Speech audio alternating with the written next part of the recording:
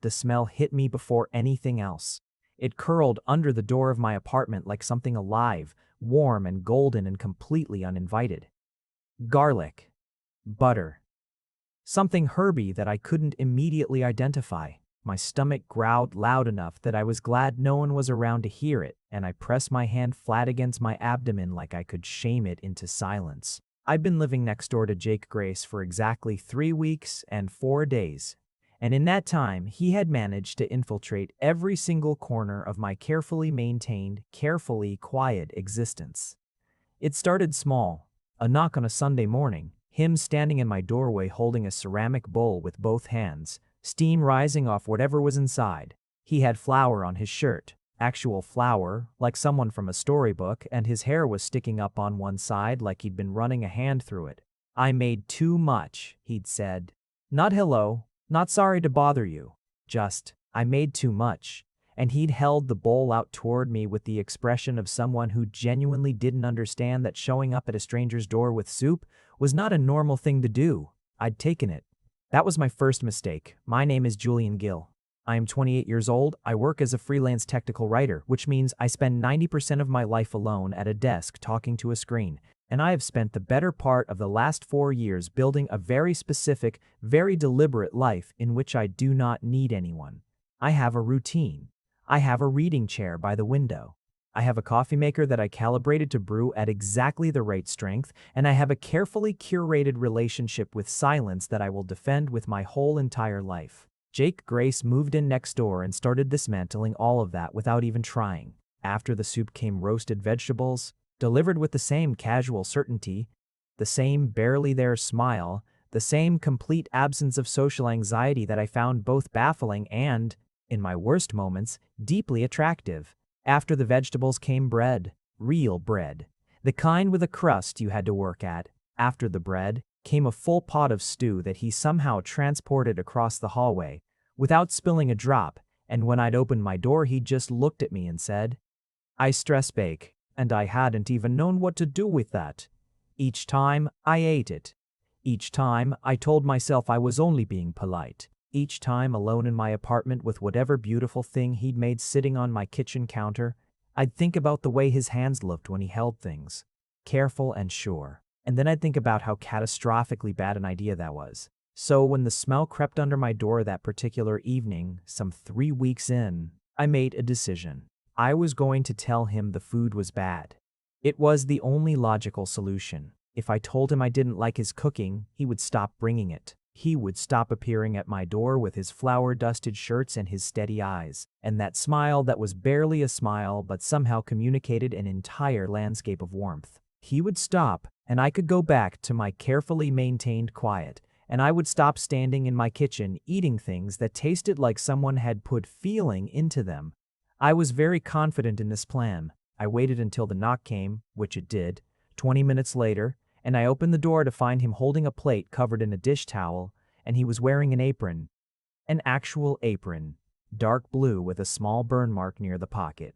He'd clearly come straight from the kitchen. "Pasta," he said. "Made the sauce from scratch." It got away from me a little. "I don't really like pasta," I said. He blinked. He looked down at the plate and then back up at me, and I watched something move across his face. Something quiet and uncertain that I'd never seen there before. "Oh, a beet. I didn't know that. There's a lot you don't know about me," I said. And even as the words left my mouth, I knew they sounded colder than I'd meant them. But I didn't take them back. I leaned on the doorframe with what I hoped was a casual, closed-off kind of energy, and I waited for him to nod and leave and take the pasta with him. Instead, he tilted his head to one side. "What do you like?" he asked. The question was so simple and so direct that it knocked something loose in me. What do you like? Not fine, not sorry, not an awkward retreat. Just the next logical question, delivered without defensiveness or hurt, like he was genuinely filing the information away. I stopped. "I like simple things."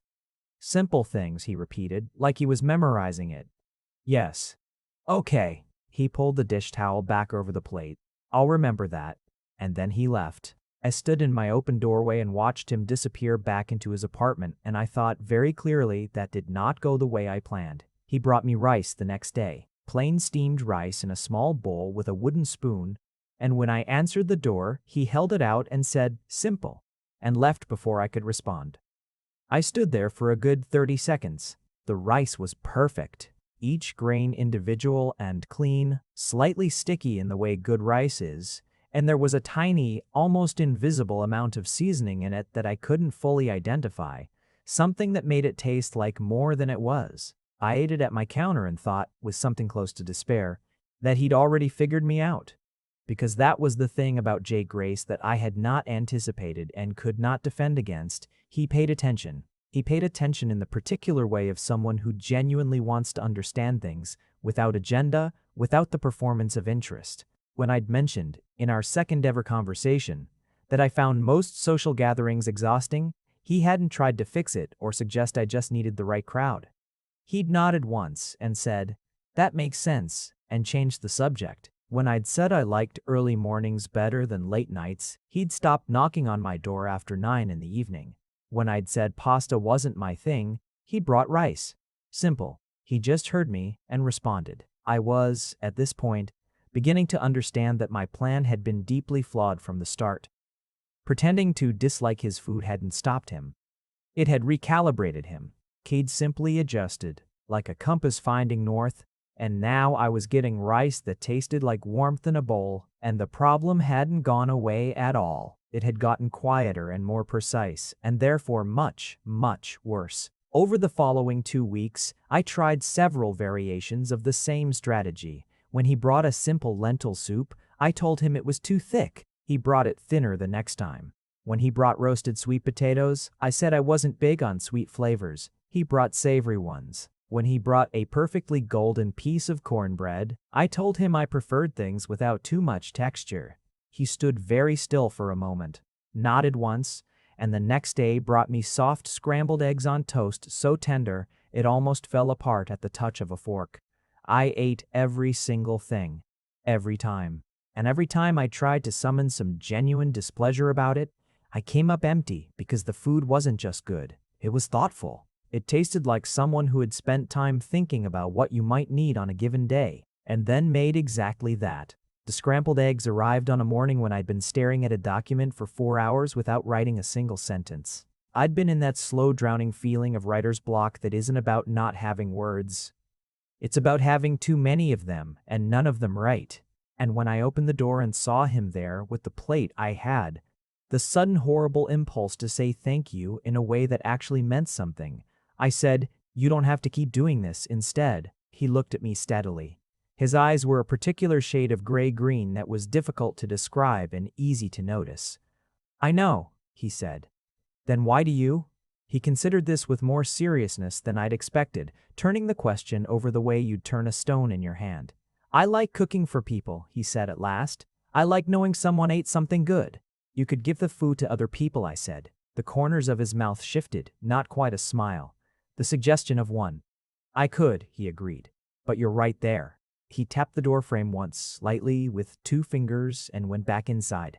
I ate the egg standing at my counter and thought about the phrase, right there for a length of time that was probably not healthy. It rained for 3 days straight, sometime in the middle of my 4th week of knowing Jake Grace. A solid gray curtain that turned the world outside my window into something watercolor and blurred. I loved it. I love bad weather, the way some people love sunshine. There's a particular kind of permission in rain, an excuse to stay exactly where you are and not feel guilty about it. I was deep in a project, the kind where you find your rhythm and the hours disappear without you noticing. My apartment was all lamplight and the sound of rain against the glass, and I had a mug of tea that had long gone cold and a blanket that had been pulled off the back of my chair at some point, and I was genuinely content in the particular, quiet way I was best at being content. The knock came around 7 in the evening on the second rain day.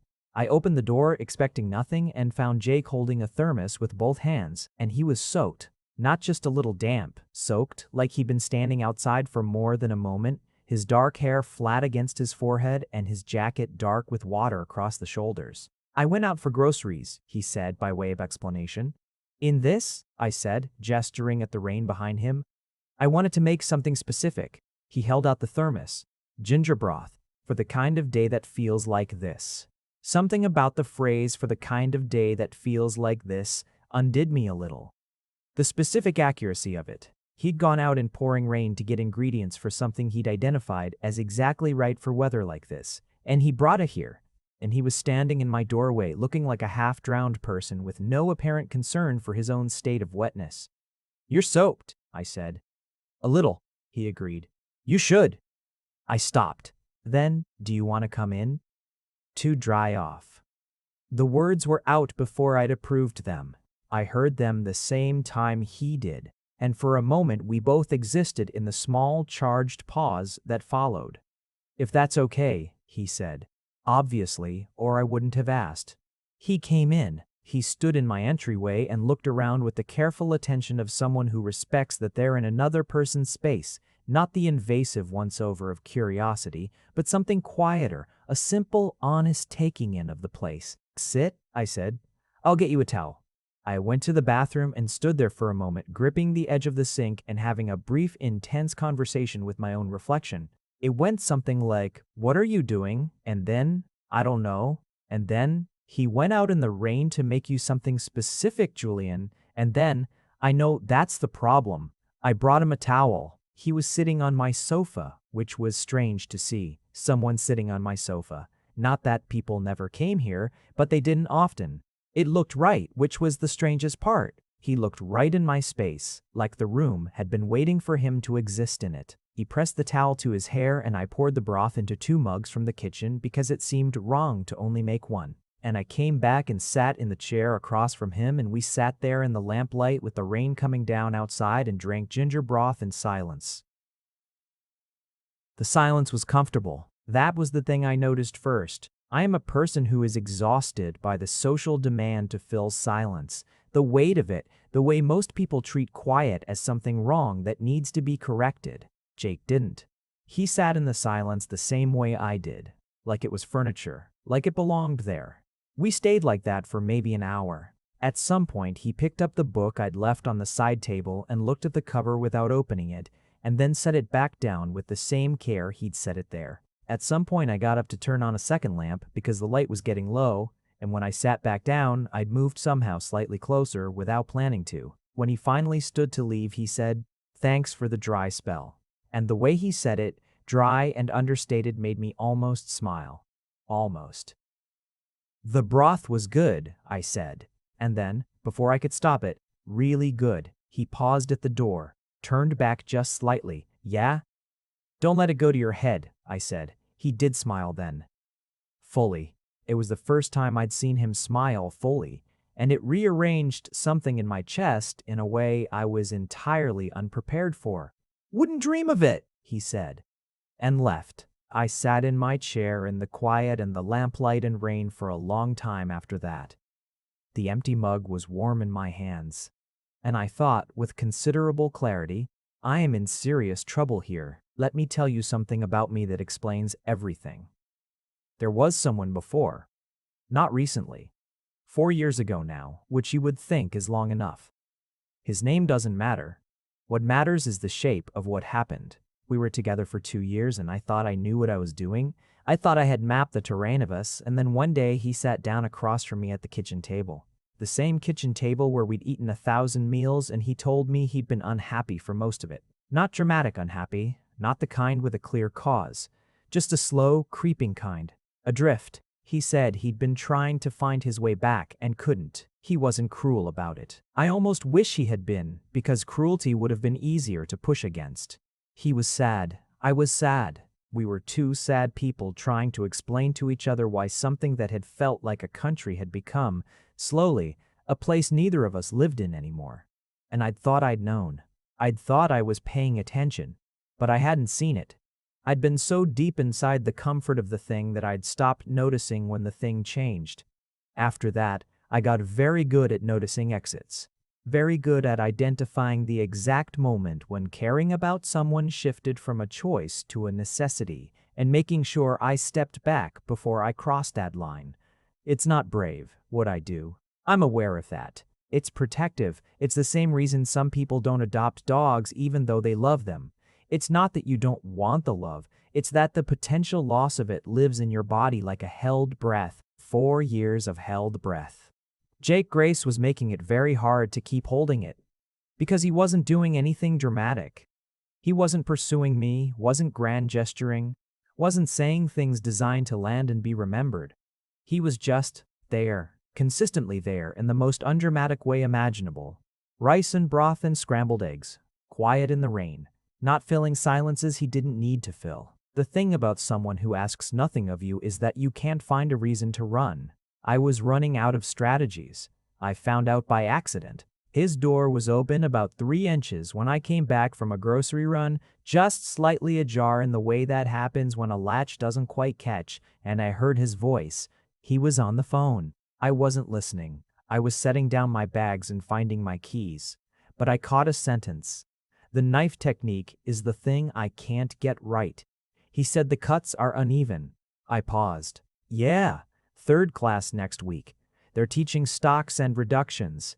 I found my key and let myself in and stood in my kitchen unpacking groceries with the strange feeling that I'd heard something important without knowing why. He, a teacher, 3rd class, which meant he'd been going for at least 3 weeks. I thought about the progression of the food he'd been bringing. The soup that had gotten thinner when I asked yes, but also richer. The potatoes that had started simple and become, over time, more carefully seasoned. The eggs, which the last time he'd made them had included a small, precise pile of fresh herbs I hadn't even registered until the 2nd bite. He was getting better. Actively, deliberately better. I sat down slowly at my kitchen table. He was taking cooking classes. For a long moment I just sat there, and then a thought arrived that I tried to push away and couldn't. Was this because of me? Because I'd said I didn't like pasta? Because I'd said it was too thick? Because I'd invented criticisms in the hope of shutting down something I was scared of? Had he taken my fake complaints and turned them into a reason to improve?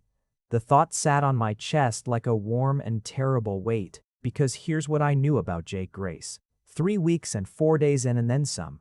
He was not the kind of person who did things for show. He didn't perform. When he said he liked cooking for people, he meant it in the way of someone who has identified a real thing about themselves and simply stated it. When he adjusted the soup, it wasn't to win an argument. It was because he'd heard me and responded. He was taking cooking classes because he had heard my feedback, fake and mean-spirited as it had been. And he had taken it as genuine and decided to get better at something he cared about. I put my hands over my face. I had been so determined to protect myself that I had somehow turned into the person causing harm, and the harm wasn't even landing anywhere useful. It wasn't making him stop. It was making him try harder. That night I barely slept. I lay in my dark room and listened to the small sounds of the building around me, the hum of the pipes, the distant sound of the city. And I thought about the expression on his face the first night when I'd told him I didn't like pasta. That small, undefended thing that had moved across his face before he adjusted. Not hurt in a dramatic way, just a kind of honest recalibration. I had done that. Over and over again, I had done that. And he kept coming back. Why did he keep coming back? The next time he knocked, it was a Saturday morning, and I opened the door already formulating another gentle deflection, already composing something that would be not too cold but not too warm, and then I saw his face. He looked tired, not sleep-deprived tired. The other kind, the kind that comes from carrying something. He was holding a plate with what looked like small flatbreads and a bowl of something dark and fragrant, and there was a new quality to his stillness today, something that wasn't quite uncertainty but was adjacent to it. "I've been practicing something," he said. "I'd like to know what you actually think." Something in his phrasing stopped me. "What you actually think?" I looked at him. He looked back, and in the 10 or so seconds that we stood there, something shifted between us that I didn't have a name for, but could feel very clearly, like a change in air pressure before weather. "Come in," I said. This time I said it without the internal debate. He came in, and he set the plate and the bowl on my kitchen table, and I got 2 forks and sat down across from him, and we looked at the food between us. The flatbreads had been cooked to an even, deep gold, almost caramelized at the edges in a way that suggested real attention to heat management. The bowl contained some kind of braised thing, dark and glossy, with the kind of depth of color that comes from patience. "I've been taking classes," he said. Not as a revelation, just as information. Since you mentioned the pasta. I know, I said. He looked up. Your door was open, I said. I wasn't listening on purpose. He nodded slowly.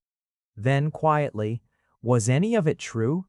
The things you said about the food. The question was so simple and so exact that I felt it land somewhere specific, right in the center of my chest. I looked down at the table. No, I said. The word was barely above a whisper, but the room was quiet enough to hold it. I didn't think so, he said. He wasn't angry. His voice was just even, careful. I kept thinking, this can't be right because I'd watch your face when you first tasted things, before you had time to say anything, and you didn't look like someone who didn't like it. I know, I said again. So why?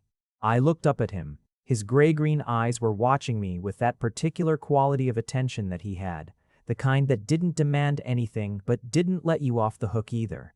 Because, I said, and then I had to start again, because I thought if you stopped bringing things, you'd stop coming over, and I needed you to stop. Why did you need me to stop? Why did you need me to stop? I pressed my hand flat on the table. Because I stopped. Tried again. Because every time you brought something, it was good.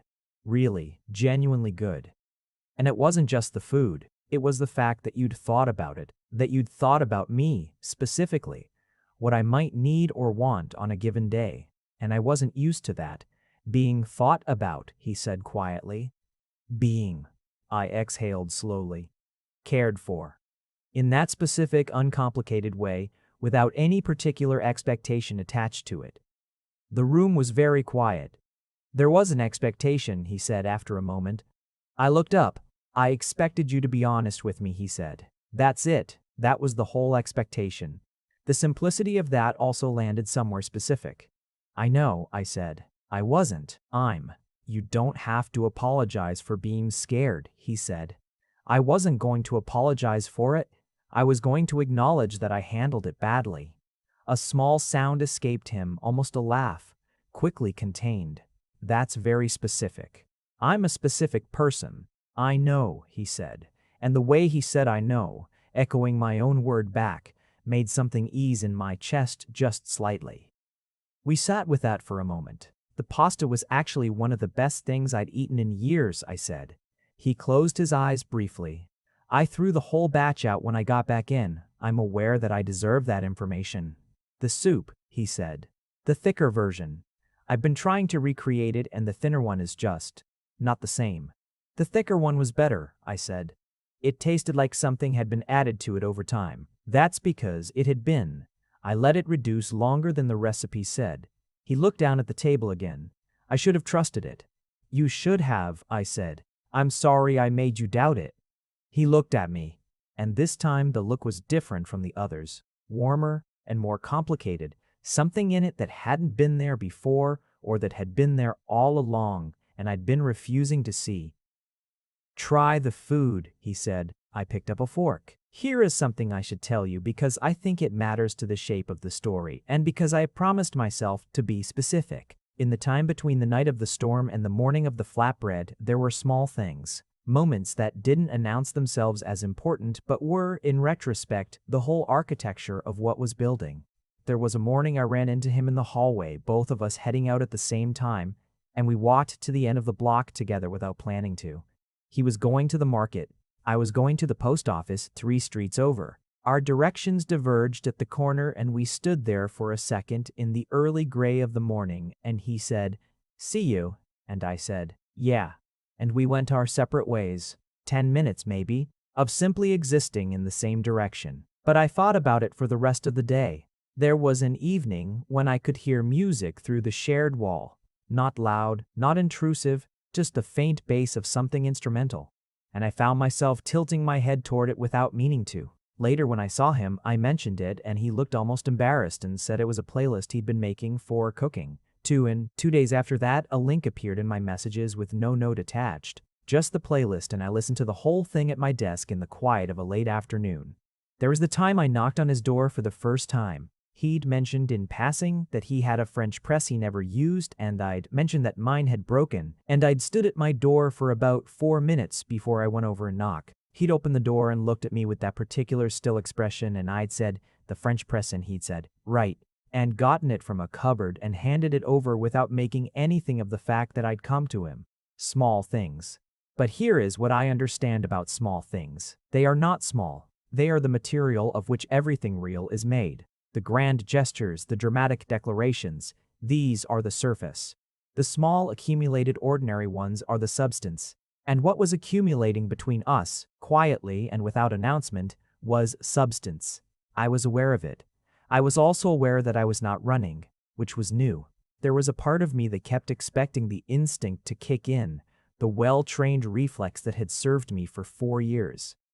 But it stayed quiet, like it had been standing guard for so long and had finally, cautiously, looked around and decided that whatever this was, it wasn't the thing it had been watching for.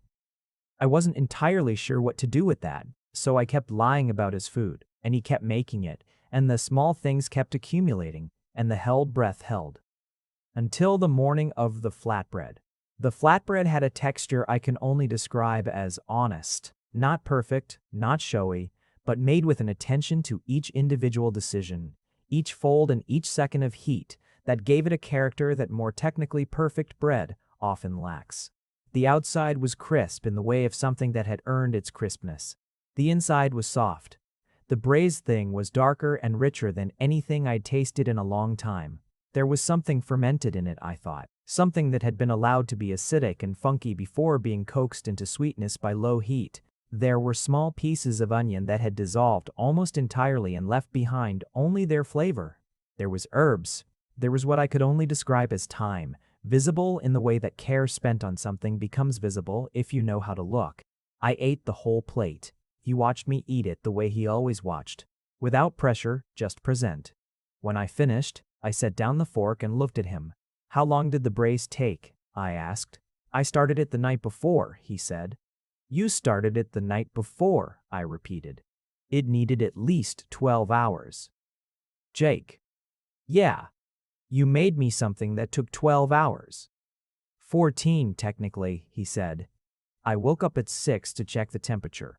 I pressed my hands over my face again, which seemed to be a recurring response to things he said.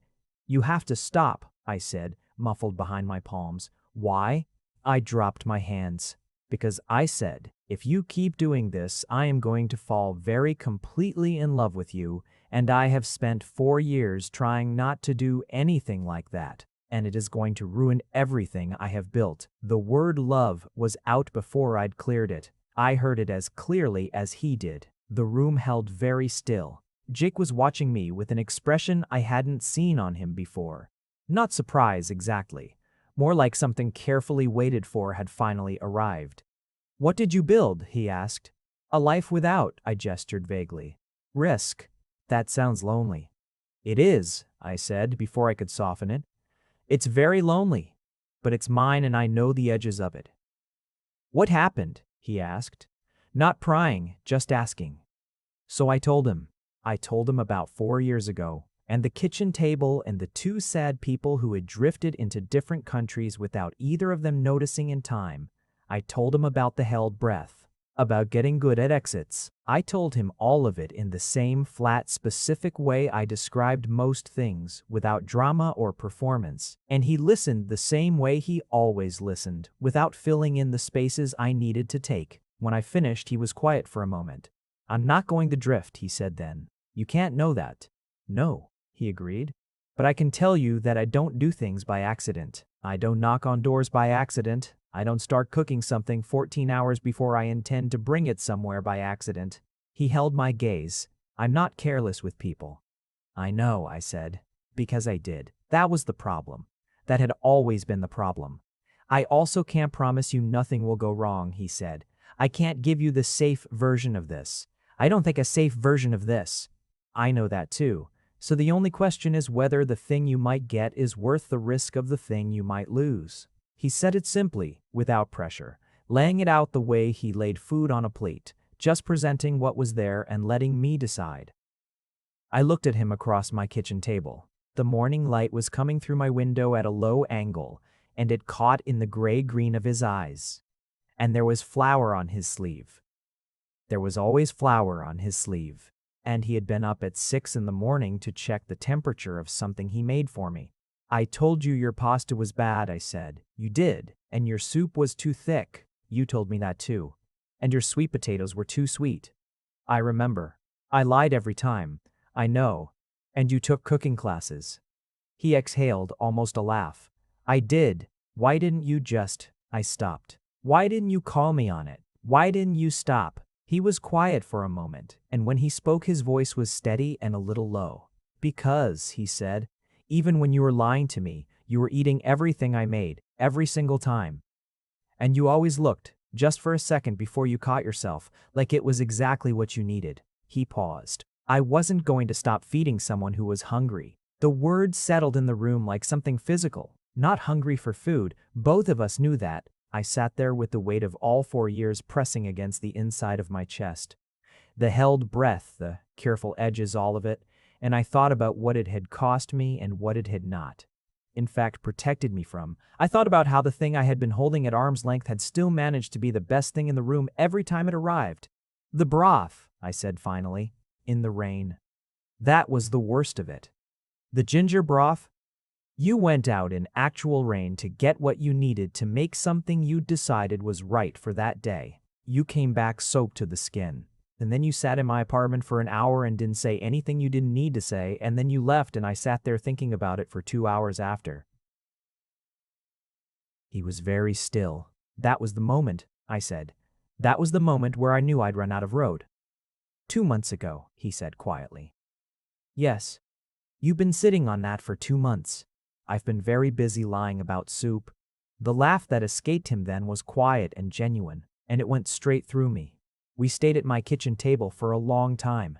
We talked the way you talk when you've been holding things back, and the door opens. Not all at once, not a flood, but a steady, careful coming forward of things that have been waiting. He told me about why he cooked, that it started when he was younger as a way of doing something useful with his hands, when everything else felt out of control. That the act of making food was the act of making something concrete out of chaos, something real and nourishing that had a clear outcome. I told him about the reading chair by the window and what it meant to me, the specific quality of early morning light in my apartment, the particular comfort of being somewhere that was entirely and only yours. He said he'd never felt that way about a space, that he'd moved a lot growing up, that the concept of a room that was yours in a specific accumulated sense had always felt slightly foreign to him. I said that was why he was so good at being a guest. He came into my space and respected it the way you respect a thing you understand has meaning. He looked at me with that particular steady attention. You've thought about me a lot, he said. Don't make it weird, I said. It's already slightly weird, he said. You lied about soup for 2 months. To be fair, you didn't call me on it for 2 months. To be fair, he said, I was planning my moment. I looked at him. You were planning your moment. I'm patient, he said simply. That made something shift in my chest again, that tectonic slow thing that had been shifting gradually since the very first bowl of soup. Patient. He had looked at me, strange and closed off and deliberate as I was, and he had decided I was worth patience. He had bought ingredients in the rain. He had enrolled in cooking classes. He had woken at 6 in the morning to check a temperature for something he was making for me. The flatbread was the best thing I've eaten in a long time, I said. I've been practicing it for a week. Did you know you were going to bring it today? Yes, he said. Did you know we were going to have this conversation today? A pause. I hoped, he said. Jake. Yeah. I want to try, I said. The not safe version. I want to try it. He was very still. I'm probably going to be strange about it, I said. I'm probably going to need more space than most people, and I'm probably going to overthink things. And occasionally I'm going to go very quiet, and I'm going to need you not to interpret the quiet as a problem. Okay, he said. And I'm going to need you to tell me when something is wrong, actually wrong, before it becomes a drift. Because that's the thing that's the thing that, I'll tell you, he said. Simple and direct. I'll tell you before it's a problem. That's something I can do. I breathed out slowly. Okay, I said. Okay. He reached across the table and his hand covered mine, warm and sure, and neither of us said anything for a moment because we didn't need to. The morning light moved across my kitchen floor in that slow, particular way it does. He didn't stop the classes after that. This surprised me, a little, but it also didn't. I'd learned by then that Jake Race didn't do things by accident, and he didn't stop doing things by accident either. The classes continued every Thursday evening, and he came home with new knowledge and new techniques, and occasionally with a dazed look that suggested the instructor had said something that reorganized his understanding of something fundamental. I heard about the stock reduction that had finally come together after 3 failed attempts. I heard about the fermentation class that had consumed him for 2 weeks, during which period small jars began appearing in his kitchen in various stages of bubbling. I heard about the sauce emulsification lesson that he'd repracticed at home 4 times before being satisfied, and the food that arrived at my door changed again, not dramatically, not in a way that announced itself, but the changes were there, accumulated and quiet, in the same way that his presence in my life had accumulated, steadily and without fanfare. The broth got more complex. The simple rice, which he still made regularly because he'd listened when I said I liked simple things, developed a new quality of cleanness, the individual grain more defined, the seasoning so finely calibrated it seemed to come from inside the rice itself rather than from anything added. The flatbreads that had been good became something I started thinking about before they arrived. "You're still going," I said one evening, when he came in from class with flowers somewhere new, on the back of his jacket this time. "Of course," he said. "You don't need to anymore, not for the original reason." He sat down across from me and folded his jacket over the back of the chair. "I'm not going for the original reason," he said. "I'm going because I like it." "When did you start liking it?" "Somewhere around the fermentation class." He thought about it. "Before that, maybe, when things started coming together in a way I couldn't fully predict. When I started understanding that there's a point in a braise where you stop and you just have to trust the heat and the time, and if you set it up right, it knows what to do." I looked at him. "That's a metaphor," I said. "Is it?" he said in the voice that meant it was. "It's almost embarrassing how much of a metaphor that is," I said. "Which part?" "The part where you trust the setup and step back and let the process do what it's supposed to do." He was watching me with that steady, quiet attention. "It's not embarrassing," he said. "It's just true." I thought about the held breath, the 4 years, the careful edges. "Are you saying," I said slowly, "that I was the braise in this situation?" "I would never say that," he said, and the way he said it, straight-faced and entirely sincere, made me exhale something I'd been carrying. "You absolutely just said that." "I said nothing of the kind. You said you set things up and stepped back and trusted the process. That's a general statement about cooking philosophy. Jake, Julian." "I was the braise," I said. He smiled. Fully. The way he had that night in my doorway. The smile that rearranged things in my chest. "You were well worth the 14 hours," he said. "Let me tell you about the life that built itself around us. Because I think this is the part that surprises people. If I'm honest, the part I didn't expect.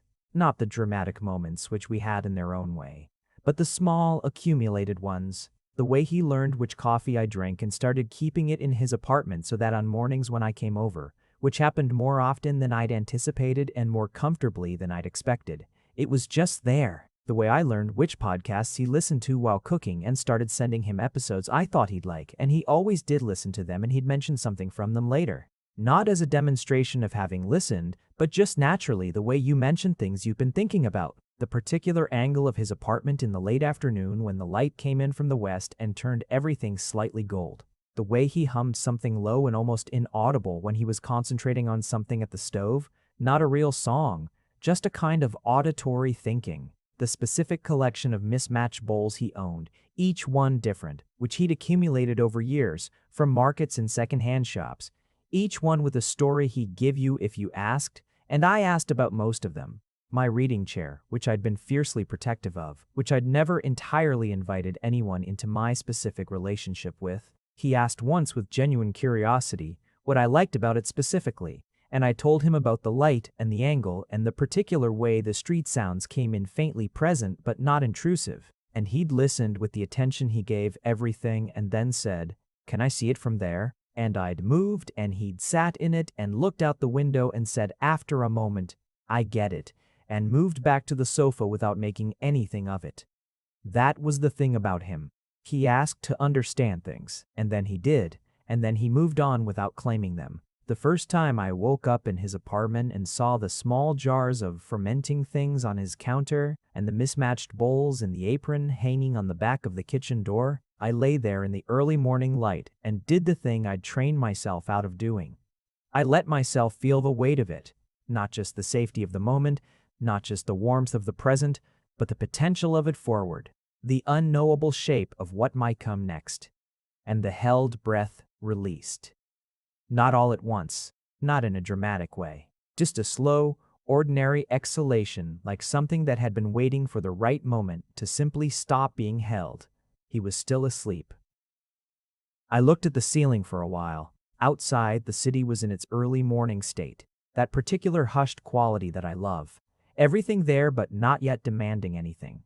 I thought about 4 years ago and the kitchen table and the drift I hadn't seen in time.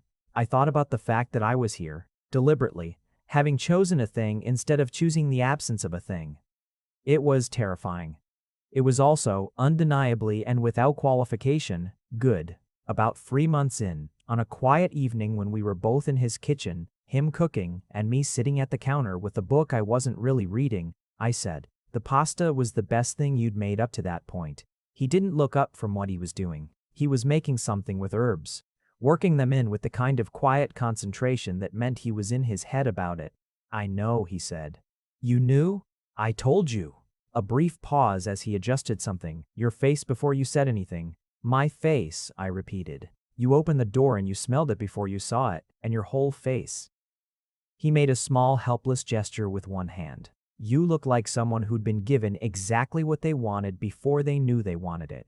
I put down my book. "And then you said you didn't like pasta," he continued, "and I went back inside and stood in my kitchen for about 10 minutes trying to figure out what had happened." "I'm sorry," I said. "Julian, Joel. No, I mean it specifically. That one was genuinely mean of me and I didn't have to do it and you went and threw out the whole batch." He set down what he was holding and turned to look at me. "I made it again the next week," he said. "The same recipe. I wanted to see if I could recreate the thing that had made your face do that, before you could shut it down." He held my gaze. "It came out slightly better the second time." "Jake. Yeah, you made the pasta again specifically to understand what had made me react before I lied about not liking it. Yes. That's the most quietly intense thing you've ever told me." "I'm a quietly intense person," he said. "I am beginning to understand that," I said. He turned back to what he was doing and I sat there at his counter with my unread book and outside the city made its city sounds and the kitchen was warm with whatever he was making. And I thought, this is what I was afraid of. This specific thing, this specific ordinary evening with this specific person. The accumulation of all these small moments into something that has weight and texture and cannot be explained except as, I am somewhere I didn't know I needed to be. That is what I was afraid of. I was afraid of it because it can be lost. And I was learning, slowly, that the answer to that fear was not to avoid the thing but to be present in it. To notice it while it was happening. To not look away. He had been going for almost 6 months when the classes ended. The final session was apparently a kind of informal dinner, a meal prepared by the students and served to invited guests, and he told me about it with the particular offhandedness he used when he was saying something he cared about and didn't want to overstate. "You could come," he said, "as a guest, if you wanted." "I want to," I said immediately. He looked slightly surprised in the specific small way he showed surprise, a minor shift in his expression. "You don't have to." "Jake, I want to come to the thing." A pause.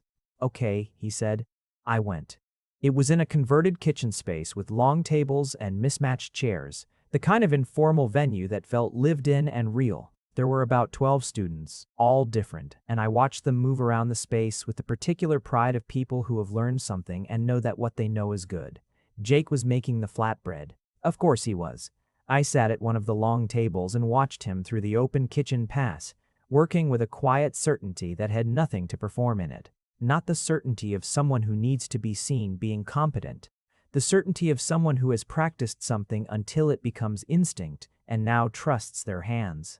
His instructor, a precise person with ink-stained fingers who moved around the kitchen with the relaxed authority of someone who genuinely loves what they know, paused beside him at one point and said something, and Jake laughed briefly. A real laugh, and went back to what he was doing. I watched him from across the room. The flatbread came out the same gold they always were, the edges caramelized at exactly the right point. And when the plates arrived at my table and I tasted mine, it was better than it had ever been, not dramatically, in the specific accumulated way of things that have been practiced and loved and attended to over time. I looked up and found him looking back from the kitchen, and I did the thing I'd trained myself not to do. I let him see it in my face. The whole thing. Not managed, not hedged. Just, this is good, you made this, I'm here. He held my gaze for a moment. Then he went back to the work. Afterward, walking home together in the cool air, I said, "You should keep going. There's a follow-on course," he said. "More advanced. Take it." He looked at me sideways. "You think? I think you should take everything you can learn," I said. "I think you're someone who is made better by knowing how to care for things carefully." He was quiet for a moment. Then, "That's the nicest thing you've said to me." "I've said nice things before." "You've said specific things before," he said. "This was nice." "Don't push it," I said. "Not pushing," he said. He reached out and his hand found mine in the dark, easy and familiar, and we walked the rest of the way like that. Here is what I know now that I didn't know before, and I want to be specific about it because specificity is the language I speak. It's the only way I can say things without the words slipping into something too large to be held. I know that being cared for does not automatically mean losing yourself. I spent 4 years believing those things were incompatible, that to let someone in was to risk the dissolution of the self I'd built. And what I know now is that the fear was partially right and mostly wrong. You do change. You change the way everything changes that gets attended to over time, with care and with patience, and with the willingness to be different from what you were at the start. But the chair by the window is still mine. The early mornings are still mine. The specific relationship with silence is still mine. And it's better now, more capacious, because I'm not using it to build a wall. I'm just living in it the way I always have. And sometimes he's there in it with me, quiet in the same room, and that has turned out to be a thing I didn't know I wanted. I know that trust is not a feeling, but a practice. I know that the thing I was most afraid of, the drift, the slow unnoticing, is not a thing that happens automatically. It's a thing that can be chosen against. It requires the specific willingness to say, before it's a problem, that something is becoming a problem. Jake does this. I am learning to do it. We have the conversations that are uncomfortable before they become catastrophic. And each time we do, the thing between us becomes more itself, more specific and solid and known. I know that I was hungry and didn't know it, not for food, which I always managed to eat, though often badly and without attention. Hungry for the specific experience of being considered, of having someone think about what you might need on a kind of day that feels like this and go out in the rain to get it. I know that the pasta was extraordinary. He made it for me again, several months in, when I'd finally stopped pretending about soup and sweet potatoes and all the rest of it. He made it with the same recipe as the first time, but with everything he'd learned since then, applied to it the knife work more, even the sauce more layered, the seasoning built in stages instead of added at the end. I ate it at his kitchen table. I did not say anything for a full minute after the first bite. He waited, the way he always waited, without pressure. "Okay," I said finally. "Yeah? I need you to understand that the original version was the best thing I'd eaten in years," I said.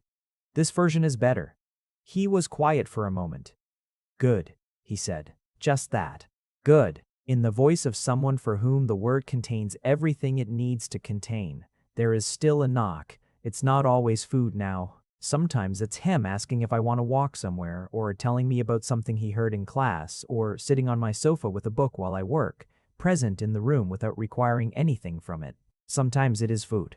Sometimes it's something he's been testing that he wants a second opinion on, and he'll watch my face with that quiet attention, and I'll tell him what I actually think, always what I actually think now. Because we settled that on a morning over flatbread and braise and a lot of accumulated honesty. Sometimes, when I'm deep in work and the hours have gone without my noticing, I look up and he's standing in my kitchen making something. quiet and focused, not making a production of having come in or of being there. Just there, making something, because he decided I needed to eat. The first time I noticed it, really noticed it, I stopped working and just watched him for a moment. His back to me, the apron strings tied in a lopsided bow, one hand resting on the counter while he waited for something to do what it needed to do. "Hey," he said, without turning around.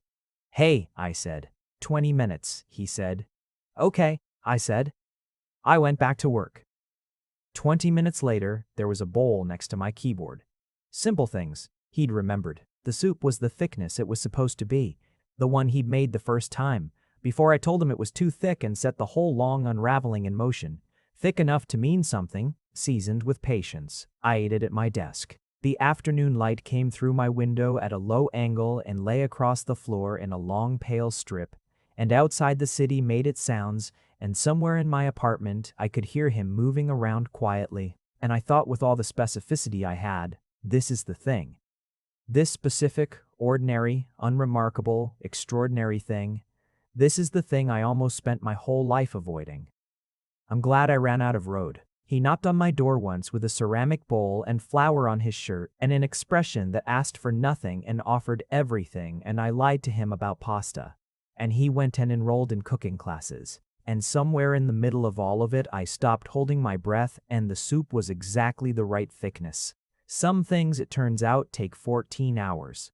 Some things are worth every one of them. If you made it to the end, you're my kind of person.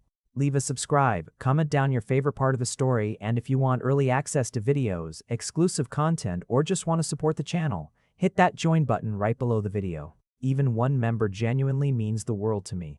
See you in the next one.